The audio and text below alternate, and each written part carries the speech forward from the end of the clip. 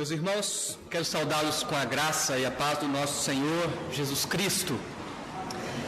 Dizer da alegria de estar no Encontro da Fé Reformada, aqui em Porto Velho, e uma alegria ainda mais profunda de poder também compartilhar a palavra do Senhor nesse evento. E quero dizer desde já que é um privilégio. Me sinto muito honrado em fazer parte do grupo de preletores neste evento. Então, agradeço ao reverendo Everton e agradeço ao conselho desta igreja também, que nos confiou essa tão sublime tarefa. Apenas complementando aqui a informação que o reverendo Everton trouxe, eu atualmente estou na coordenação do Seminário Presbiteriano Brasil Central e Extensão em Ji-Paraná, onde nós temos servido desde 2007 e preparado ali obreiros para o ministério pastoral. Não estou pastoreando oficialmente, digamos assim, mas eu colaboro no ministério pastoral ali na segunda igreja presbiteriana de Ji-Paraná, onde funciona o nosso seminário, e eu tenho dado ali uma ajuda, uma força para o pastor Robson, como professor da escola dominical, pregando também algumas vezes, pelo menos uma vez por mês, né, nós pregamos lá, e de certa forma também podendo compartilhar a palavra com alguns irmãos e ajudá-los sempre na medida do possível. E nesta noite eu tenho a tarefa de falar sobre aconselhando pessoas desanimadas. Essa é a nossa tarefa nesta noite, e para isso eu quero convidá-los a abrir a palavra do Senhor na segunda carta de Paulo aos Coríntios. Segunda carta de Paulo aos Coríntios. Nós vamos fazer a leitura no capítulo 4, do versículo 6 até o capítulo 5, versículo 10. Segunda carta de Paulo aos Coríntios, capítulo 4, do versículo 6 até o versículo 10.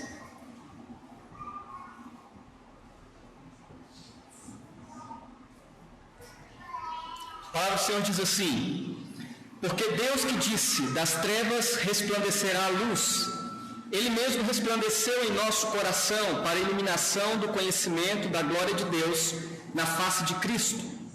Temos, porém, este tesouro em vasos de barro, para que a excelência do poder seja de Deus e não de nós. Em tudo somos atribulados, porém não angustiados, perplexos, porém não desanimados, perseguidos, porém não desamparados, abatidos, porém não destruídos, levando sempre no corpo o morrer de Jesus, para que também a sua vida se manifeste em nosso corpo. Porque nós, que vivemos, somos sempre entregues à morte por causa de Jesus, para que também a vida de Jesus se manifeste em nossa carne mortal. De modo que em nós opera a morte, mas em vós a vida. Tendo, porém, o mesmo espírito da fé, como está escrito: eu criei, por isso é que falei. Também nós cremos, por isso também falamos, sabendo que aquele que ressuscitou o Senhor Jesus também nos ressuscitará com Jesus e nos apresentará convosco. Porque todas as coisas existem por amor de vós, para que a graça, multiplicando-se, torne abundantes as ações de graças, por meio de muitos para a glória de Deus. Por isso não desanimamos, pelo contrário, mesmo que o nosso homem exterior se corrompa, contudo o nosso homem interior se renova de dia em dia, porque a nossa leve e momentânea tribulação produz para nós eterno peso de glória, acima de toda comparação, não atentando nós nas coisas que se veem, mas nas que se não veem, porque as que se veem são temporais, e as que se não veem são eternas. Sabemos que se a nossa casa terrestre deste tabernáculo se desfizer, temos da parte de Deus um edifício, casa não feita por mãos, eterna nos céus. E por isso, neste tabernáculo, gememos, aspirando por sermos revestidos da nossa habitação celestial. Se todavia formos encontrados vestidos e não nus, pois, na verdade, os que estamos neste tabernáculo gememos, angustiados, não por querermos ser despidos, mas revestidos, para que o mortal seja absorvido pela vida. Ora, foi o próprio Deus quem nos preparou para isto, outorgando-nos o penhor do Espírito. Temos, portanto, sempre bom ânimo, sabendo que, enquanto no corpo estamos ausentes do Senhor, visto que andamos por fé e não pelo que vemos. Entretanto, estamos em plena confiança, preferindo deixar o corpo e habitar com o Senhor. É por isso que também nos esforçamos, quer presentes, quer ausentes, para lhe sermos agradáveis. Porque importa que todos nós compareçamos perante o tribunal de Cristo, para que cada um receba segundo o bem ou mal que tiver feito por meio do corpo. Vamos orar, buscando do Senhor a direção e a instrução do Espírito Santo. Bendito Deus, nós te damos graças porque nossa vida está inteiramente guardada pelo Senhor. Ó Pai, e nós te louvamos porque podemos confiar plenamente na direção do Senhor em nossas vidas, em qualquer momento, em qualquer circunstância. E te louvamos porque podemos, ó Pai, receber o alimento da Tua palavra. E pedimos que o Senhor nos instrua, ó Deus, para a edificação do nosso próprio coração, mas também, ó Deus, nos preparando para que edifiquemos outras pessoas. É o que nós te pedimos e rogamos no nome do Teu Filho Jesus. Amém.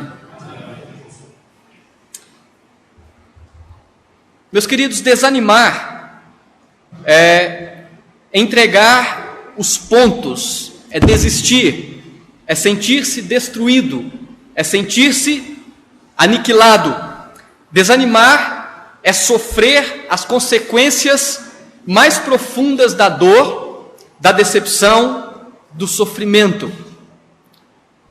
E por que as pessoas desanimam?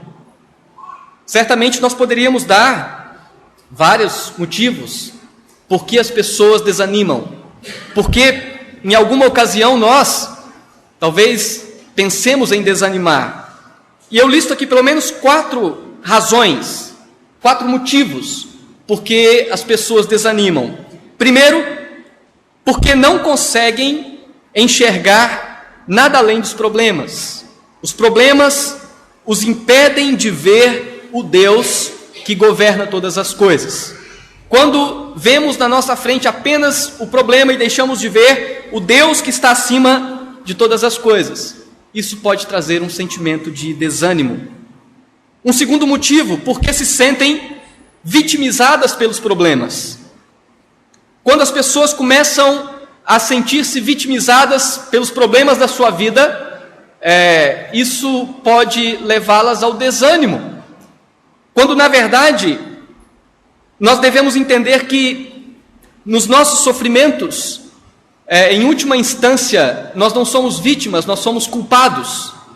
Porque todo sofrimento é causado pelo pecado. Nós, como pecadores, somos culpados pelo nosso pecado.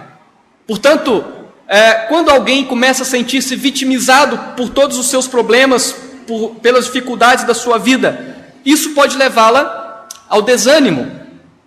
Terceiro motivo, porque os problemas impedem as pessoas de ver ou de ter a vida perfeita que elas queriam, ter a família perfeita que elas sonham, ter a sociedade perfeita que elas almejam, ter o trabalho perfeito que ela tanto queria. Quando os problemas se tornam barreira na sua vida para que ela alcance os seus alvos, os seus sonhos, os seus ídolos, as pessoas desanimam. E um quarto motivo que poderíamos colocar, porque as pessoas desanimam, porque dependem do sucesso para serem felizes, para se sentirem realizadas. E quando este sucesso mundano não vem para a sua vida, então ela se desanima. O texto que nós lemos aqui o texto da nossa reflexão, no qual Paulo fala que não desanimava, apesar das mais duras aflições, é parte de uma carta escrita aos crentes da cidade de Corinto. Corinto, que era uma cidade importante da época, por ser uma cidade comercial, uma cidade onde por ali passava uma frota de comerciantes, onde existiam 2 portos, então uma cidade muito movimentada. A cidade de Corinto era uma cidade que tinha como deusa a deusa Afrodite. A cidade de Corinto foi destruída no ano 146 a.C., pelo imperador Lúcio Múmio. E esta cidade foi restaurada, foi reconstruída 102 anos depois, no ano 44. E nesta ocasião ela foi ocupada por ex-escravos. Os habitantes da cidade de Corinto, na época de Paulo, na verdade não eram pessoas nativas, não eram gregos na sua totalidade, mas basicamente Corinto era habitada por romanos, pessoas que vieram de Roma para reconstruir a cidade de Corinto. E por ser uma cidade também importante, comercialmente falando, pessoas de outras nacionalidades habitavam aquela cidade, inclusive judeus. Judeus que, quando Paulo foi à cidade de Corinto a fim de pregar o evangelho, se opuseram a Paulo e o perseguiram e o impediram, ou quiseram impedir que Paulo pregasse o evangelho naquela cidade. Corinto passou, então, a ser o centro de adoração dos antigos deuses greco-romanos, ainda que a adoração a Afrodite também permanecesse como sendo uma opção da cidade. Certamente, esses fatores acabavam contribuindo também para que os crentes daquela cidade enfrentassem algum tipo de dificuldade, por ser uma cidade extremamente idólatra.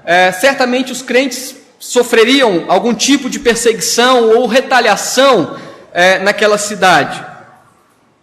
Corinto, nos dias de Paulo, era a capital da província romana Acaia.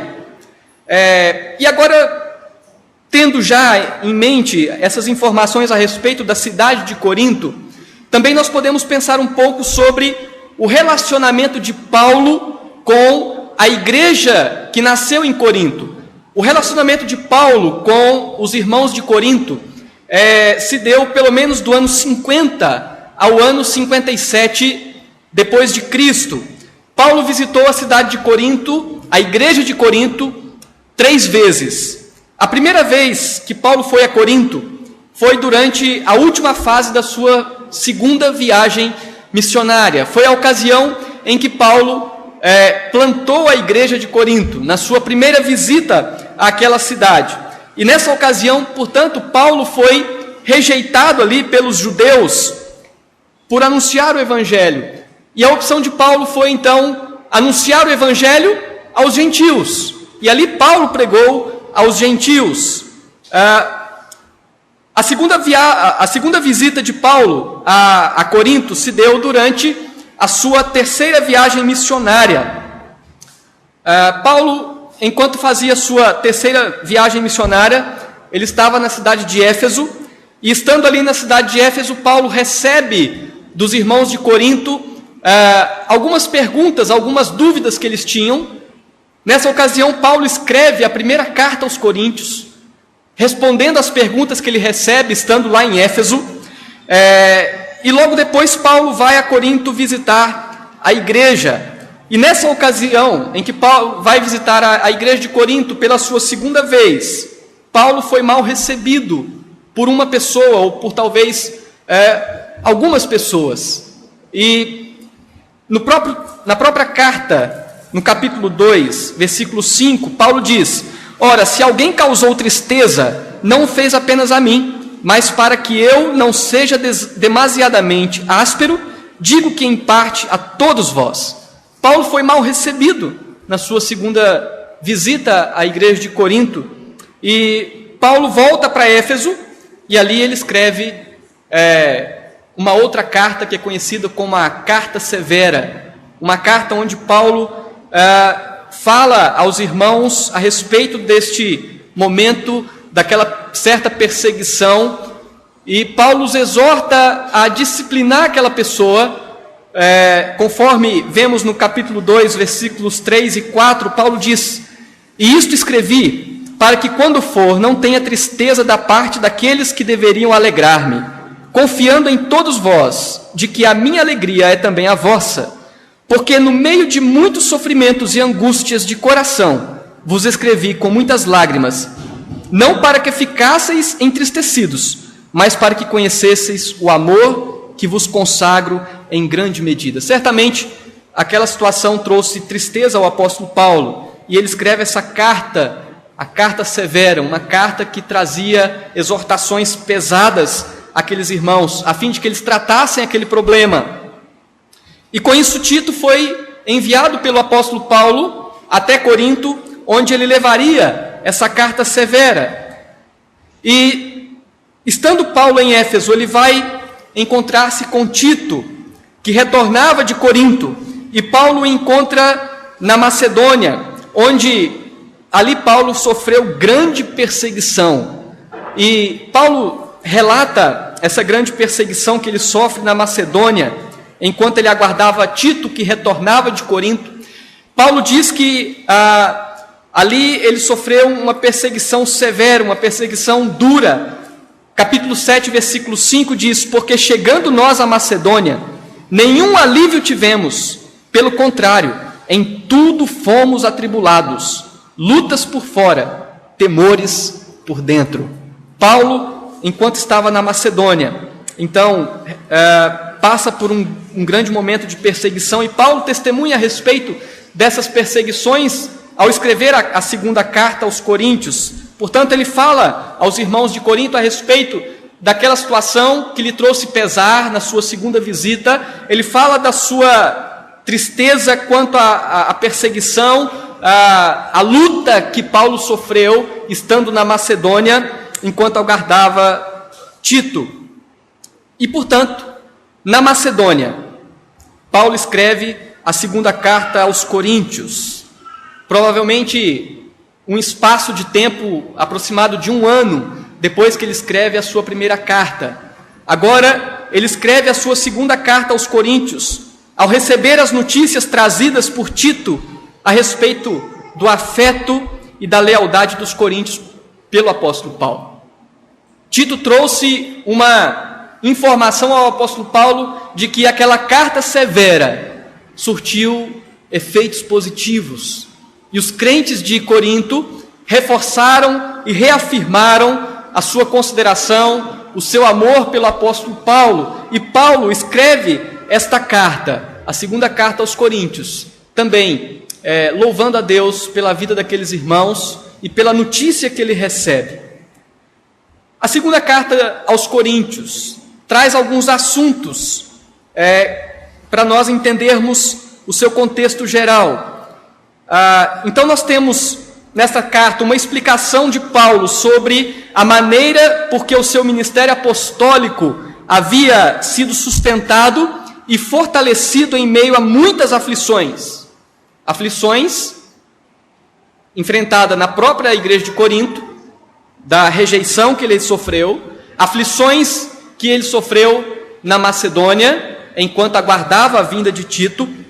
E Paulo testemunha a respeito disto, ao escrever aos crentes de Corinto, testificando a respeito do seu ministério apostólico, da forma como ele sofria na pregação do Evangelho, mas ele testemunha sobre a respeito daquilo que o fortalecia, daquilo que o sustentava, daquilo que o mantinha olhando para o propósito, para o alvo, para aquilo que Deus o chamou. E Paulo então faz uma reflexão a respeito do seu ministério como ministro do Evangelho. As aflições de Paulo serviam, segundo ele mesmo diz, para ajudar os crentes de Corinto em suas próprias aflições, que de alguma medida se relacionavam com as aflições também do apóstolo Paulo. Quando nós olhamos no capítulo 1, versículo 6, Paulo diz o seguinte: Mas se somos atribulados, é para o vosso conforto e salvação. Se somos confortados, é também para o vosso conforto, o qual se torna eficaz, suportando vós com paciência os mesmos sofrimentos que nós também padecemos. Portanto, o apóstolo Paulo diz que as suas aflições tinham o propósito de trazer conforto aos crentes de Corinto, uma vez que Cristo sofreu para o conforto dele, certamente agora ele sofre os mesmos sofrimentos de Cristo para o conforto do povo que é de Jesus. E nesse texto, ou nesta carta, além de Paulo explicar a respeito do seu ministério e as suas aflições, Paulo trata o seu ministério como um cortejo triunfal, no capítulo 2, quando ele fala: nós somos o bom perfume de Cristo. E ele diz que o seu ministério é um ministério que anuncia o evangelho, que para uns é cheiro de morte e para outros cheiro de vida. E ele tem em mente o cortejo de um exército vencedor, que enquanto faz o seu cortejo, vai exalando um perfume, e aquele perfume para os que foram vitoriosos tem um cheiro de vitória, mas o mesmo cheiro para os que foram derrotados tem um cheiro de derrota. E Paulo diz: nós somos o bom perfume de Cristo. E ele diz que o seu ministério, o ministério da pregação da palavra, é um ministério como um cortejo triunfal. Ele diz que o seu ministério na nova aliança é um ministério onde a suficiência vem de Cristo. Capítulo 3 até o capítulo 4, versículo 6. E Paulo diz, agora a parte que nós vamos refletir nesta noite, dizendo que a respeito do seu ministério exercido em meio à fraqueza. Isso do capítulo 4, versículo 7 até o capítulo 5, versículo 10. Ele fala do seu ministério, um ministério exercido em meio à fraqueza. E Paulo ainda diz nesta carta a respeito do seu ministério que anuncia a reconciliação realizada por Cristo, um ministério exercido em santificação, capítulo 6, 14 até o capítulo 7, versículo 4. Meus queridos, nesta carta, o apóstolo Paulo expressa o seu alívio pela lealdade dos coríntios ao receber a notícia que Tito trouxe a ele. E ele traz instruções a respeito da contribuição para os crentes pobres, uma contribuição que estava sendo levantada. E ele traz respostas às acusações dos falsos apóstolos. Portanto, essa é uma visão geral da segunda carta aos Coríntios, tendo em mente que nós vamos refletir sobre a parte em que Paulo fala do seu ministério exercido em meio à fraqueza. Tudo isso acontece então na segunda viagem ou na segunda visita de Paulo aos Coríntios. E Paulo faz uma terceira visita, onde ele permaneceu 3 meses, foi o período em que ele escreveu a carta aos Romanos, e ali Paulo faz a coleta da oferta e ele mesmo vai levar essa oferta aos crentes de Jerusalém. As razões de Paulo para não desanimar no ministério, diante das fraquezas, diante das lutas, são razões para os crentes não desanimarem diante das suas próprias experiências de fraqueza. Ao passar por momentos ou por circunstâncias desanimadoras, os crentes precisam entender as razões de Paulo para não desanimar, para continuar avançando em esperança. Paulo reflete sua vida cristã e o seu ministério, fazendo uma abordagem do que é desesperador comparado com aquilo que traz ânimo. Paulo fala do seu ministério exercido em meio às fraquezas, porém tendo sempre um motivo superior que provoca ou que traz ânimo ao seu coração. As pessoas desanimam, desistem, porque fixam o seu olhar nas coisas que desesperam e não conseguem enxergar que em Deus temos sempre motivos de ânimo, bem superiores aos motivos que produzem desânimo. E é isso que Paulo pensa. É nessa perspectiva que Paulo realiza o seu ministério, não fixando os seus olhos naquilo que traz tristeza, não fixando os seus olhos nos seus sofrimentos, nos seus problemas, mas fixando os seus olhos naqueles motivos que trazem ânimo ao seu coração. E tendo isso em mente, eu quero compartilhar com os irmãos a respeito de algumas razões de Paulo para não desanimar. Algumas razões de Paulo para não desanimar. E uma das razões que certamente Paulo tinha no seu coração e que o fortalecia no seu ministério, na sua fraqueza, e não desanimava, é o fato de que ele diz: nós somos vasos de barro, mas temos em nós a luz do Evangelho. Paulo tinha consciência desta verdade, e ele diz: nós somos vasos de barro, mas nós temos em nós a luz do Evangelho. Capítulo 4, no versículo 6, nós lemos, que diz: porque Deus que disse, das trevas resplandecerá a luz, Ele mesmo resplandeceu em nosso coração, para a iluminação do conhecimento da glória de Deus na face de Cristo. Temos, porém, este tesouro, o tesouro da luz do Evangelho. Temos este tesouro em vasos de barro, para que a excelência do poder seja de Deus e não de nós. Os vasos de barro eram utensílios de uso comum na época do apóstolo Paulo, nos quais se guardavam objetos de valor muitas vezes, como dinheiro, especiarias. Os vasos de barro eram utensílios frágeis, eram utensílios baratos, que quebravam, que perdiam a sua utilidade. Paulo diz que ele e os seus companheiros de ministério eram como vasos de barro, fazendo aqui referência à sua fraqueza, à sua falta de valor próprio, fazendo referência à sua insignificância. Ele diz: nós somos como que vasos de barro. Paulo diz que o tesouro do Evangelho foi depositado nestes vasos de barro. Desta forma, ao anunciar o Evangelho, os resultados são creditados não aos que anunciam, porque eles são vasos de barro, mas ao poder de Deus que atua pelo Evangelho. Paulo anunciava o Evangelho apesar da sua fraqueza, porque ele era como um vaso de barro que tinha dentro dele um tesouro, o Evangelho. E esse Evangelho anunciado fazia efeito não por valor do próprio apóstolo Paulo, mas pelo poder de Deus, como diz o apóstolo Paulo, para que o poder seja de Deus e não nosso. E Paulo diz que o tesouro do Evangelho então foi depositado, e desta forma, ao anunciar esse Evangelho, Deus é glorificado e não ele próprio. Desta forma, Paulo usa então algumas figuras para descrever aqui a sua fraqueza como vaso de barro e ao mesmo tempo a forma como o poder de Deus age em seu favor.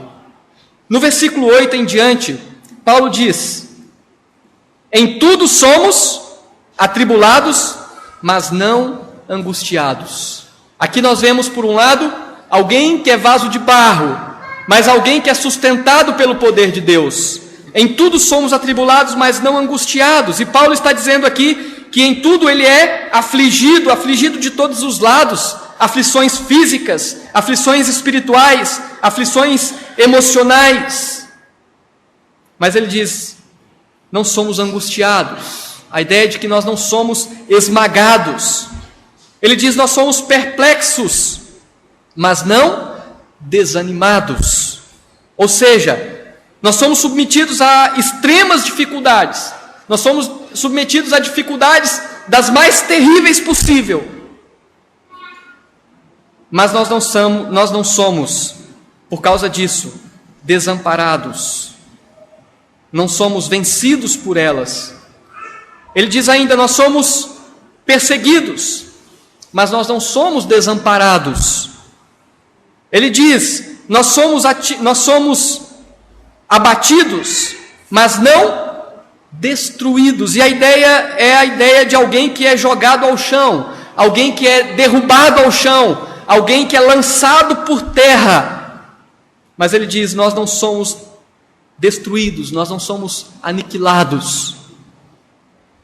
E a razão, exatamente essa: ele é vaso de barro, mas nele está depositado um tesouro, tesouro do Evangelho. E o poder de Deus age em favor dele, apesar de ser vaso de barro. E Paulo fala ainda do versículo 10 em diante, que no versículo 10, levando sempre no corpo o morrer de Jesus, para que também a sua vida se manifeste em nosso corpo, porque nós que vivemos somos sempre entregues à morte por causa de Jesus, para que também a vida de Jesus se manifeste em nossa carne mortal, de modo que em nós opera a morte, mas em vós a vida. Tendo, porém, o mesmo espírito da fé, como está escrito: eu criei, por isso é que falei. Também nós cremos, por isso também falamos, sabendo que aquele que ressuscitou o Senhor Jesus também nos ressuscitará como Jesus e nos apresentará convosco. Porque todas as coisas existem por amor de vós, para que a graça, multiplicando-se, torne abundantes as ações de graças por meio de muitos para a glória de Deus. E Paulo fala a respeito dessa ideia de ser ele vaso de barro. Ele diz que ele é atingido pela morte, mas a vida de Cristo se manifesta no seu corpo mortal.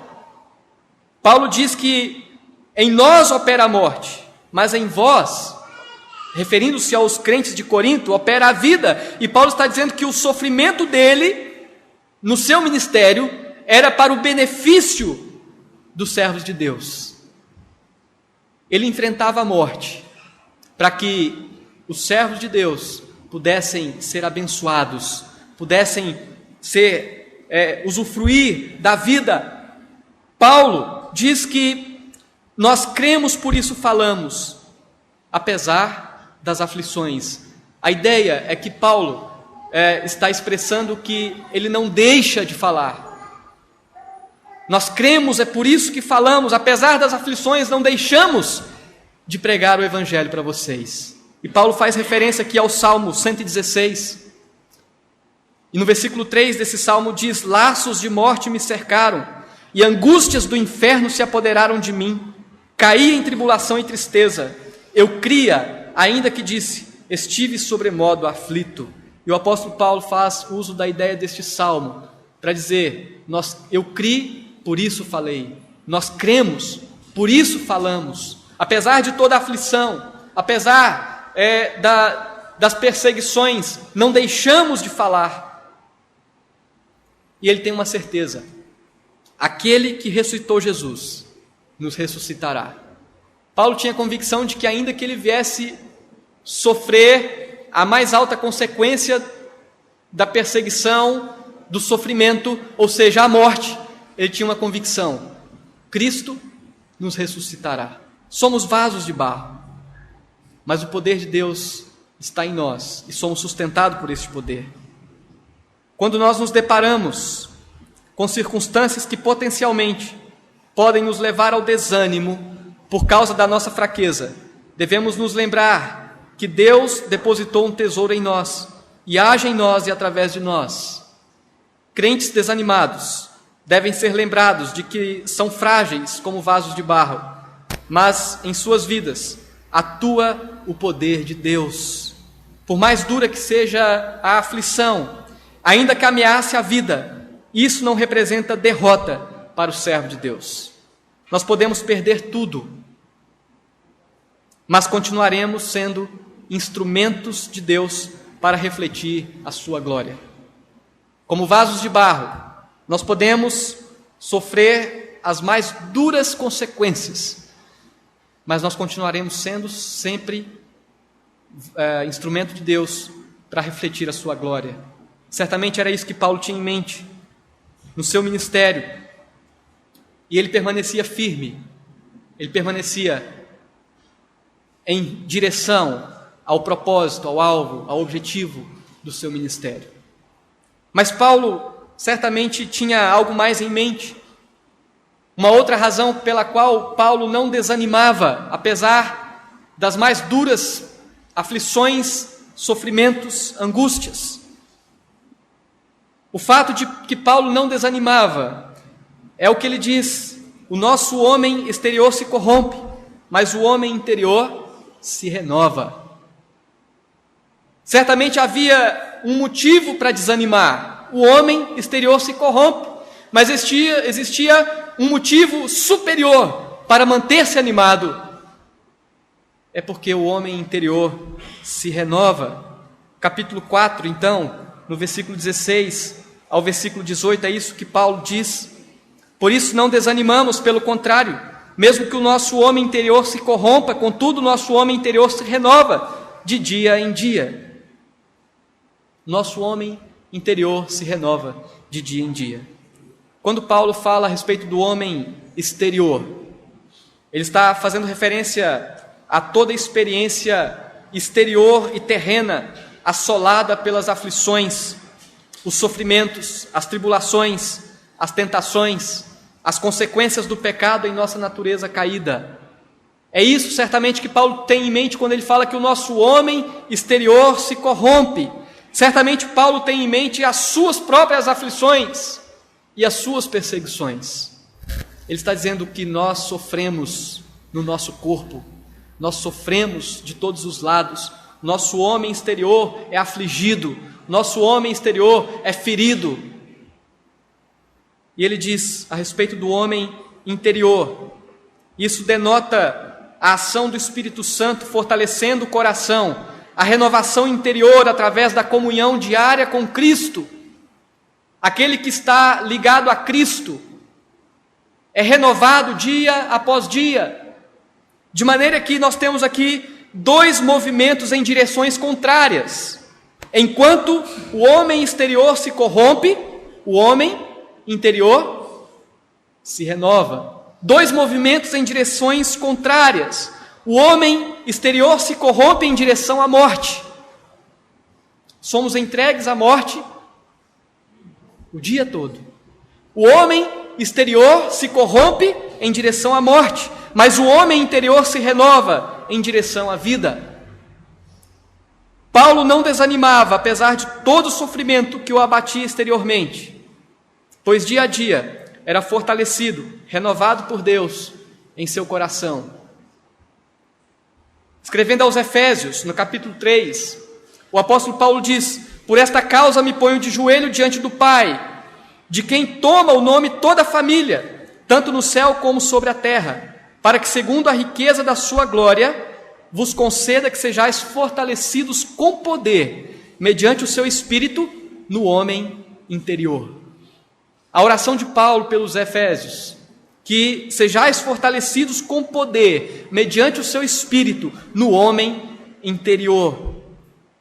Um crente desanimado precisa ser lembrado de que, ao mesmo tempo em que as aflições geram desgaste, existe a ação do Espírito Santo que efetua a renovação no seu coração dia após dia.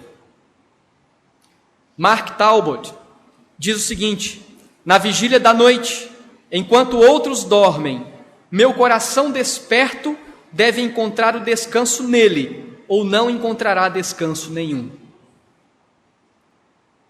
Na vigília da noite, enquanto outros dormem, o meu coração precisa encontrar descanso em Deus, ou não encontrará em nenhum lugar. A renovação do homem interior acontece na vida daquele que está em Cristo, pela sua comunhão com Cristo, pela ação do Espírito Santo. E certamente este fato, esta verdade, serve como um motivo superior, que nos traz ânimo diante do motivo de desânimo. O homem exterior se corrompe, mas algo muito maior acontece. Estamos sendo renovados todos os dias pela habitação do Espírito Santo em nosso coração. Mas Paulo apresenta nesse texto uma outra razão que nós podemos entender como uma razão para a qual ele não desanimava. E aqui nós encontramos um outro motivo de que poderia causar desânimo, mas ao mesmo tempo um motivo que trazia ânimo ao seu coração. O fato de que a nossa tribulação é real. A tribulação é verdadeira, a tribulação existe. As aflições estão aí, as aflições estão ao redor, as aflições fazem parte do dia a dia. Mas ela é leve e momentânea, comparados com a glória. Paulo enxerga a tribulação como parte de uma existência que envolve a experiência temporal e eterna. Paulo diz que a glória eterna tem maior peso do que a tribulação que é leve. Aqui no versículo 18, ele diz, não atentando nós nas coisas... Versículo 17, melhor. Porque a nossa leve e momentânea tribulação produz para nós eterno peso de glória acima de toda comparação. Então o que Paulo está dizendo é que a glória eterna tem maior peso do que a tribulação que é leve. Em comparação com o que é eterno, a tribulação que é quase insuportável se torna leve. Certamente Paulo não está dizendo que a tribulação é tranquilo. Ele não está dizendo que a tribulação é fácil de suportar. Ele diz que ela é leve quando ele compara com a glória eterna. Então, a glória eterna tem maior peso do que a tribulação, que é leve. A glória é eterna, enquanto a tribulação é momentânea. Ou seja, Paulo sente-se animado pelo fato de que a tribulação se limita ao que é temporal. A tribulação se limita ao tempo em que habitamos nesse mundo. Mas Paulo ainda nos deixa claro que a glória eterna é incomparável com a leve e momentânea tribulação. Paulo não prendia a sua atenção naquilo que se vê e não deixava que as aflições determinassem as motivações do seu coração. Paulo não era motivado no seu coração pelo que ele via, mas por aquilo que ele ainda não via, mas certamente ele veria. O que motivava o seu coração era aquilo que estava preparado para ele na glória eterna. Por isso ele diz, não atentando nós nas coisas que se veem, mas nas que se não veem, porque as que se veem são temporais, e as que se não veem são eternas. Paulo prendia sua atenção naquilo que ainda não se vê, enfatizando assim, que o que domina a sua vida é a esperança da glória. Paulo minimiza as aflições, ao mesmo tempo em que amplia o valor da esperança eterna. Meus queridos, o apóstolo Paulo, que disse que a tribulação é leve em comparação com a glória, é o apóstolo que sofreu, como diz ele próprio na segunda carta aos Coríntios, no capítulo 11, a respeito do que ele sofreu. Sofreu açoites, naufrágios, perigo entre os patrícios, perigo entre os gentios, alguém que foi apedrejado até o ponto de morte. E agora Paulo diz, a nossa tribulação é leve.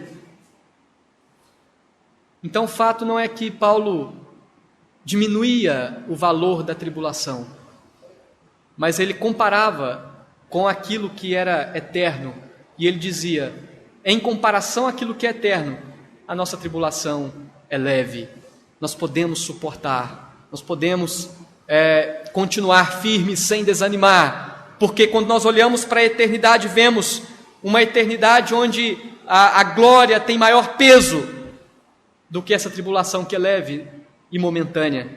Quando Paulo escreve aos Romanos, no capítulo 8, ele diz, porque para mim tenho por certo que os sofrimentos do presente não podem ser comparados com a glória a ser revelada em nós. Nós não podemos ignorar a tribulação, não podemos diminuir a dor que nos atinge através das injustiças, das perdas, das doenças e etc. Mas nós podemos olhar para além da tribulação, para vermos que existe uma glória que diminui o peso dessa tribulação.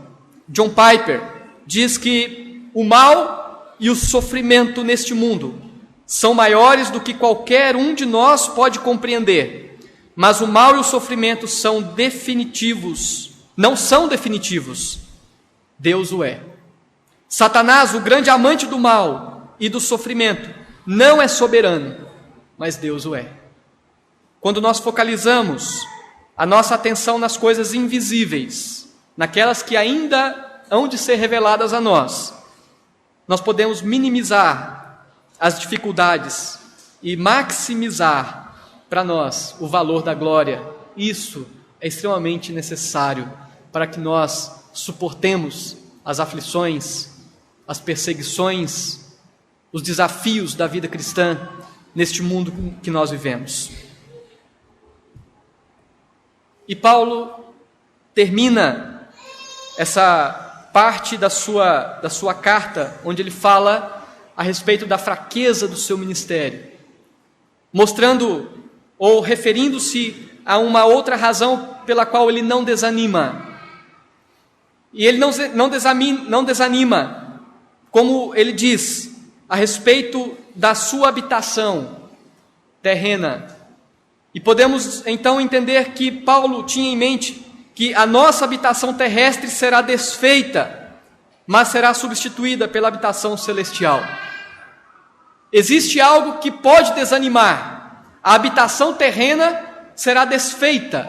Isso ele fala com respeito à morte, ele fala referindo-se ao dia que morreremos, mas isso não pode trazer o desânimo, porque existe algo superior, um motivo maior, que supera isto, o fato de que, embora a nossa casa terrestre seja desfeita, ela será substituída pela habitação celestial.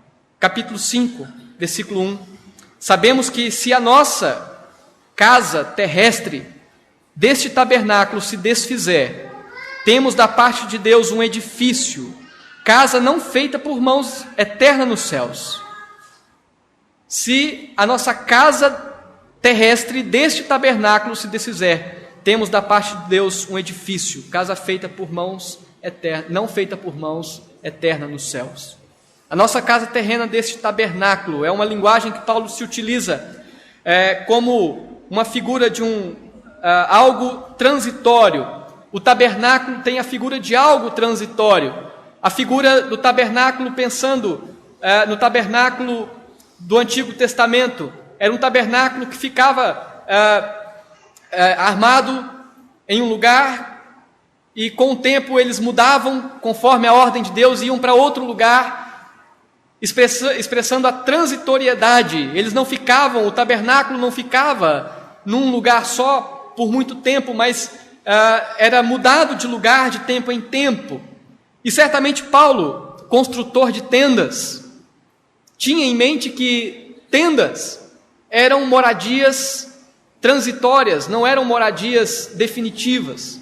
E ele usa essa linguagem para dizer a respeito da nossa casa terrestre deste tabernáculo, a ideia de que o nosso corpo neste mundo é como um tabernáculo que não ficará eternamente aqui, mas ele será desfeito. Ele será retirado deste lugar. E Paulo diz que quando esse tabernáculo se desfizer, ou seja, quando nós morrermos, temos da parte de Deus um edifício, ou seja, uma nova habitação na eternidade. Nós não habitaremos aqui eternamente, mas temos da parte de Deus um edifício na eternidade. Certamente Paulo desejava estar vivo na volta de Cristo.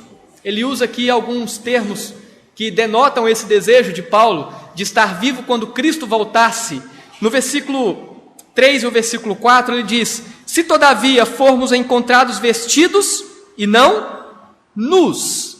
A ideia é que Paulo tinha o desejo de que para que ele viesse habitar na eternidade, ele fosse encontrado na volta de Cristo com a sua alma vestida pelo seu corpo.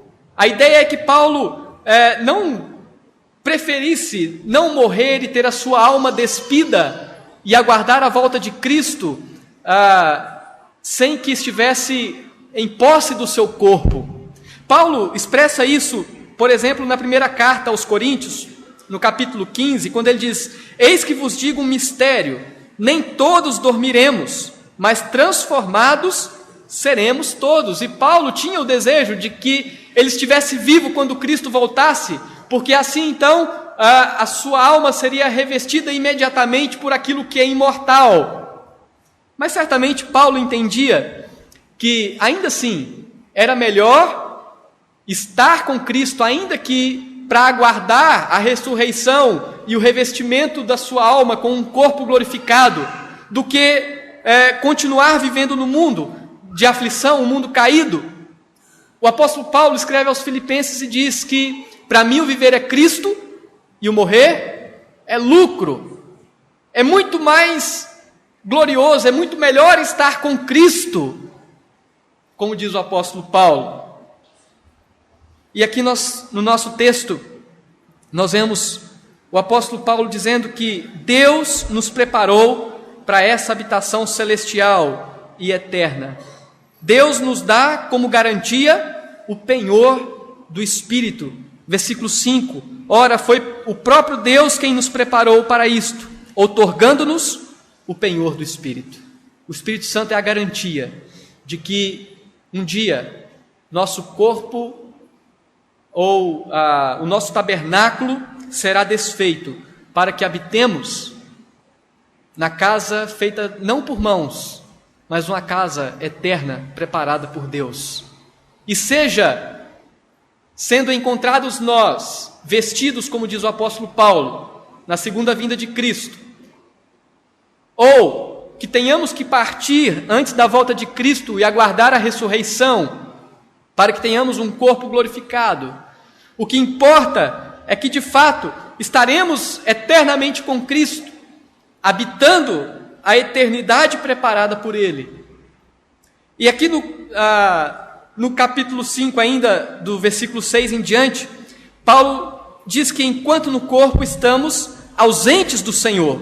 E o contexto diz que a morte é uma realidade, mas o bom ânimo está no fato de que, se no corpo estamos ausentes do Senhor, então deixando o corpo, habitaremos com o Senhor. Veja no versículo 6, temos, portanto, sempre bom ânimo, não desanimamos, sabendo que enquanto no corpo estamos ausentes do Senhor, visto que andamos por fé e não pelo que vemos.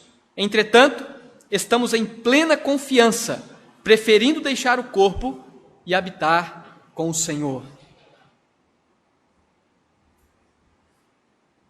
E Paulo termina essa sessão dizendo que todos comparecerão perante o tribunal de Cristo.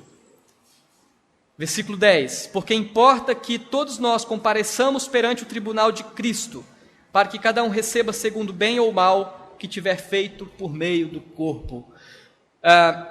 O apóstolo Paulo não está falando de salvação pelas obras. O apóstolo Paulo está falando do galardão. E certamente Paulo tem em mente o fato de que aquele que sofre pelo Evangelho, sofre na vida cristã com paciência, receberá galardão da parte de Deus. Aquele que suporta as aflições com paciência, aquele que suporta a tribulação com paciência, receberá de Deus a recompensa, receberá de Deus o galardão.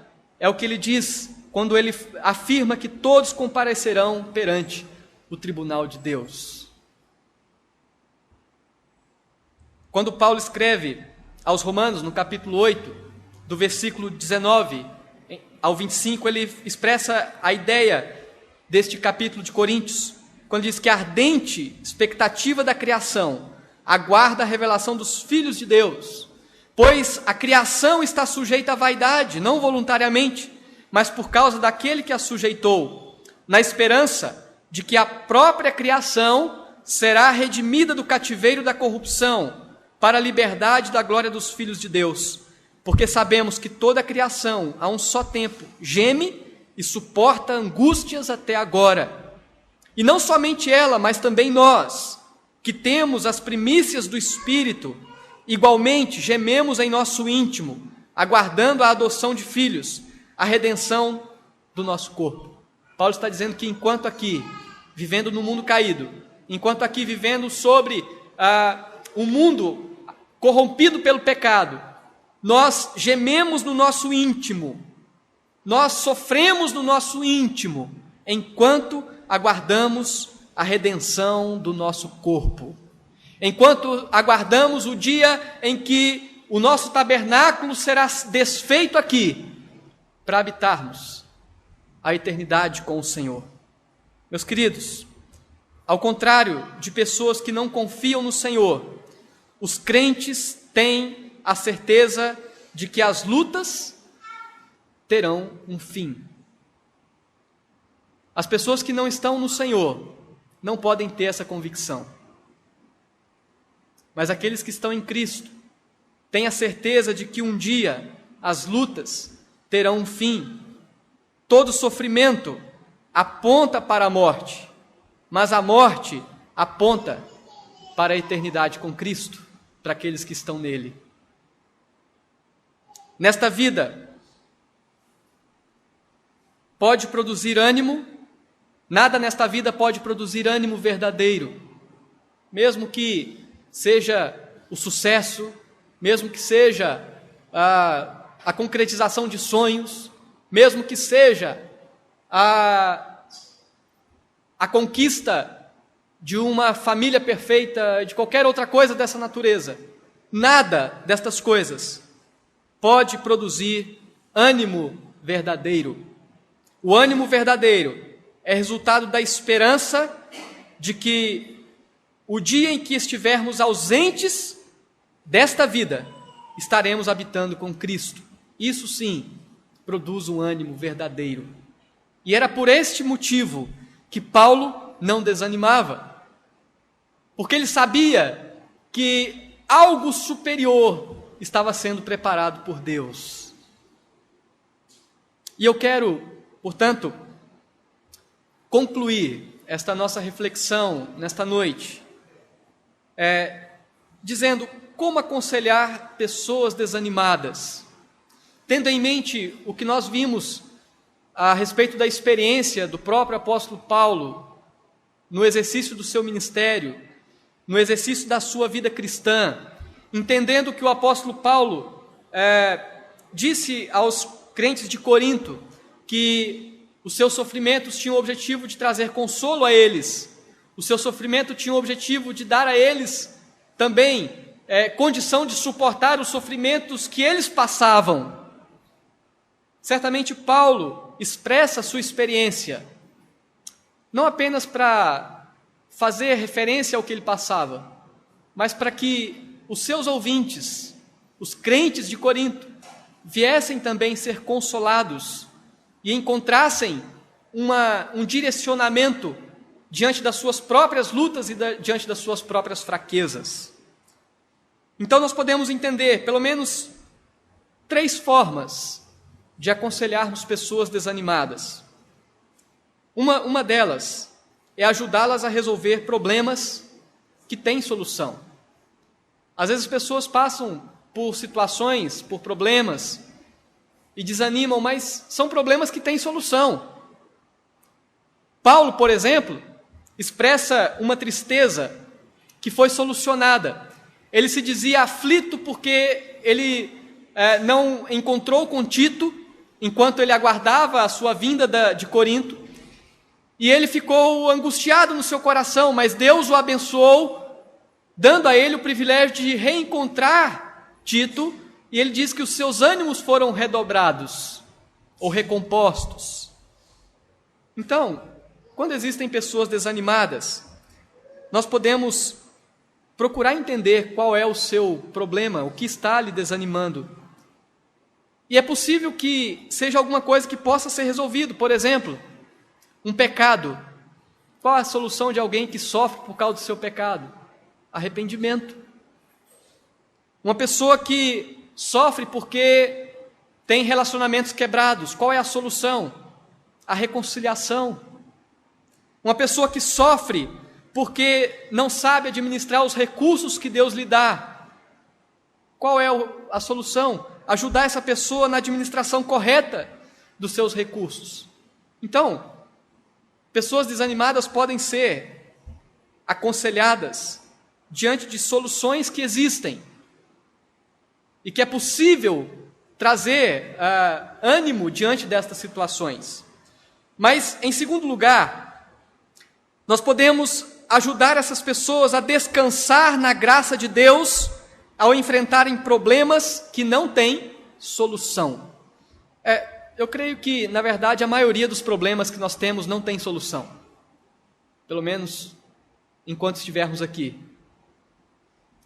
E quando alguém está desanimado por causa disso, é necessário ajudá-los a descansar na graça de Deus. Como diz o Senhor ao apóstolo Paulo, quando enfrentava um espinho na carne, o Senhor diz: a minha graça te basta. Você tem que conviver com esse espinho, mas confie na minha graça. Muitas vezes o desânimo deve ser trabalhado, ensinando as pessoas a confiarem na graça de Deus. E em terceiro lugar, e aí dentro do que nós vimos nesta noite, devemos ajudar as pessoas a enxergarem que em Deus temos sempre motivo de ânimo superiores aos motivos que nos trazem desânimo. Como nós vimos, somos vasos de barro, e isso traz desânimo. Mas temos em nós a luz do Evangelho. Isso recobra o nosso ânimo. Nós vimos que o nosso homem exterior se corrompe. Isso nos traz talvez tristeza, mas o homem interior se renova. Isso recobra o nosso ânimo diante do Senhor, para continuarmos servindo a Deus. Nós vimos que a nossa tribulação é real. E muitas vezes ela é dura. A nossa tribulação muitas vezes é quase insuportável. E existem pessoas que têm uma vida totalmente atribulada, muitas vezes sem muita trégua. Mas em Cristo Jesus esta tribulação é leve e momentânea, se comparados com a glória eterna. E por último, nós vimos que a nossa habitação terrestre será desfeita, nós morreremos, mas será substituída pela habitação celestial. O mundo sem Cristo está desesperado e sem motivos de ânimo. Nós que estamos em Cristo, embora atingidos pelas tristezas da tribulação, temos maiores motivos para ânimo do que para desânimo. E eu quero terminar citando novamente John Piper, que traz nesse livro O Sofrimento e a Soberania de Deus, inclusive uma leitura muito boa para quem gostaria de ler um pouco mais sobre os sofrimentos. Nesse livro, John Piper diz que quer sejamos perfeitos ou soframos com alguma deficiência, quer estejamos enfrentando perdas ou apreciando amigos, sofrendo dor ou saboreando prazer, todos nós que cremos em Cristo somos imensuravelmente ricos nele e temos muito por que viver. Não desperdice sua vida, saboreie as riquezas que você tem em Cristo e gaste-se, qualquer que seja o custo, em espalhar essas riquezas por este nosso mundo desesperado. Que Deus nos abençoe, que Deus nos dê ânimo e que a nossa vida seja instrumento de Deus para trazer ânimo às outras pessoas também. Amém. Oremos. Bendito Deus, graças te damos, porque no Senhor podemos ter ânimo verdadeiro. Que confiemos em Ti, ó Pai, em todas as coisas, Ó Pai, apesar de sermos vasos de barro, temos em nós o tesouro da Tua palavra, do Teu Evangelho. Ó Deus, apesar de sermos corrompidos em nosso homem exterior, nosso homem é renovado pelo Teu Espírito, ó Pai, em nosso coração. Ó Deus, também obrigado, ó Pai, porque no Senhor nós podemos crer que a nossa tribulação, embora seja dura, ela é leve e momentânea, se comparados à glória do Senhor que está sendo preparada. Ó Pai, também, obrigado porque quando o nosso tabernáculo nesta terra se desfizer, teremos uma morada eterna contigo. Que estas verdades nos animem e nos levem a animar aqueles que estão aflitos, ó Deus, desanimados. Em nome do Teu Filho Jesus. Amém.